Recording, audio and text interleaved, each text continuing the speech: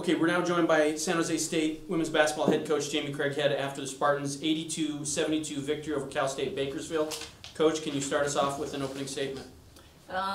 Just a much better collective effort. I thought that we, won in all the little things. The playing harder. I thought that we played better as a team. I thought that we hustled after loose balls, and then obviously gave ourselves a great chance to win a game when you have that big of a lead in the fourth quarter late. Because if it was tight, we showed a little bit of tightness there down the stretch. But I just thought our kids played really hard, and I thought Danae Marquez really battled today and came up big. But I thought everybody contributed, and it was a good first win of the season. Yeah, so it was just such an impressive game, and I know it's early in the season, but from a coaching standpoint, what impressed you the most? Because I know you're probably working with them on a number of different things, but what was the most impressive thing today? It just felt, for me, like we got our team back. We haven't been competing very hard in the first three contests, and when our team plays hard and they don't worry about who's scoring or who's rebounding, everybody's just trying to do their job, they're pretty good together. They have pretty good chemistry. And so for me as a coach, just being able to walk into here and be excited that they competed today, not even win or lose. Like if we would have lost 72-82, I still saw a team that competed for 40 minutes. So I think that, that's always the first step. And then seeing someone like Danae Marquez, a sophomore point guard, who really had to play huge minutes against a guard for Bakersfield that's a senior and is really talented. And, I'm on her more than I'm on anyone, so I got to give her credit. And she was definitely our coach on the floor today. All right, Coach, I got a question. So, after the first half, when you guys were in the locker rooms, I kind of noticed, during the second half, you guys were playing a lot better. So I'm just wondering, as a coach, what did you tell the team to work more upon for the second half? I think for us, we had a couple of instances in the first half where we got into some foul trouble, so some key contributors weren't in there and couldn't play the same type of rotations, and I couldn't sub the same. And I thought that in the second half, when we got everybody back, everybody could play their role and their job, and that helps me as a coach, help them put them in at the right places. But I thought we were playing hard in the first half. I didn't think that there were issues. We had a lead going in, and obviously we tried to talk about the second chances, but they started casting away from the three-point line, and a lot of those rebounds, when you're in a zone, you got to track down, and we didn't get some of those in the second half. But I thought that we finished the game, and of course when you shoot the percentage that we did, the game becomes a lot easier when you're scoring that way. Coach, can you talk a little bit about your defense? Austin still got her points, but it seemed like your defense made things a lot more difficult for the other team inside active hands. Yeah, definitely.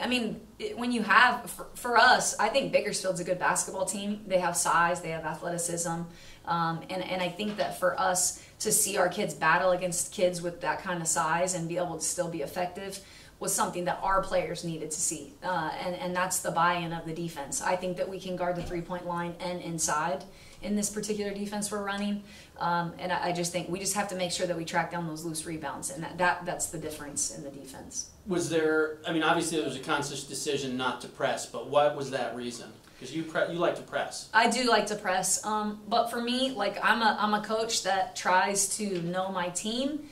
And I just felt like in the first three games I was extending them so much that maybe we were giving things up that I didn't want to give up. Until we could get on track offensively, I felt like I needed to help them defensively stay in the game. And really, that was a decision by me and the coaching staff, just saying, hey, let's play solid defense here, and let's see if we can get our offense going. And it obviously helped a little bit.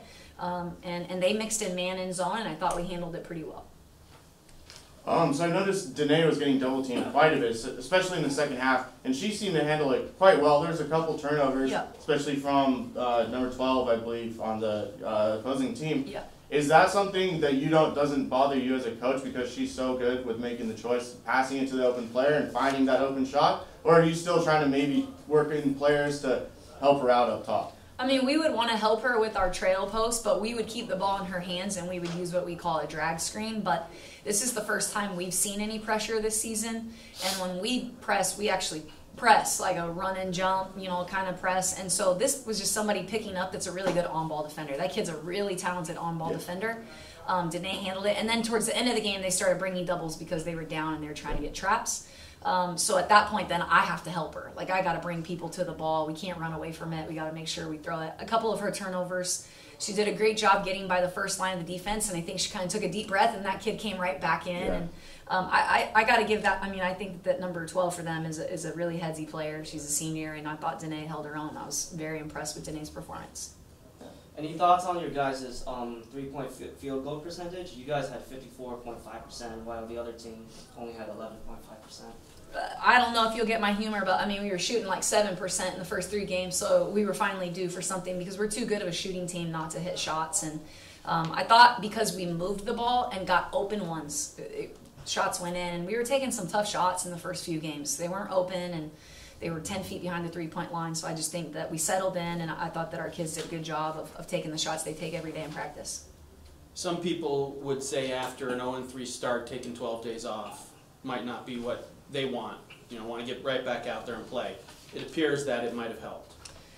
Yeah, like, I don't know that we know any type of magic. Like, if we would have lost, we might have been like, the days off hurt us. But our kids went home for Thanksgiving. We practiced on Wednesday. We took Thursday off, and they told me they needed that. So maybe that's what they needed. They all need to see their parents get loved up a little bit. They were feeling down. They came back, and I thought they just responded in a really big way. We needed a little break. But really, I needed to kind of figure out my team and say, hey, I'm going to pull the press for now. I'm pretty stubborn. It's pretty hard for me to do, but it's just what we needed to do for the time being. Last question? Is this, you're comfortable with the lineup you've been choosing, and this kind of was like the breakthrough game to decide that. Is it something you still might jostle around a bit going forward?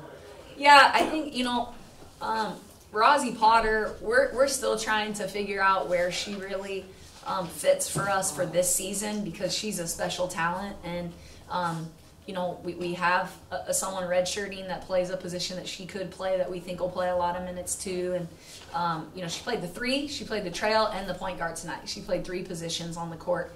And I want to be able to help her as a freshman be effective. That's my job. And so I'm trying to figure out what best fits her. She didn't start tonight, partly because of the lineup issues, their size, and really feeling like Rosie might have to play more point guard tonight. So it's good. I want our players to play, and I want them to produce, and they have to produce for us to win games. So tonight was good, or today, it's always tonight, but today was good for me because people stepped up and did what I needed them to do. So now I can kind of go, okay, I got my team back. I know a little bit more about them, and we just got to keep moving forward and get better every day. Coach, congratulations. Thank you very much. Thank you. Cool. Okay, we're joined by San Jose State student athletes Sydney Lewis and Danae Marquez after the Spartans' 82-72 win over Cal State Bakersfield. We'll open up for some questions. All right, so this one's for Danae. So you sort of lead the ball, lead the team as you're in your position. Was today's fast-paced game a part of the game plan? Like, it was from first quarter to last quarter, even with the lead, even without. You guys are pushing the ball and attacking in transition. Was that a part of the game plan? Yeah, you know that actually is our game plan. We run dribble, drive, 4 out, 1 in, and the idea is to get the break, you know, maybe not even have to run offense. So that was the game plan. Any thoughts on today's win? It's the first of your guys' season so far. You can ask someone that. Sydney.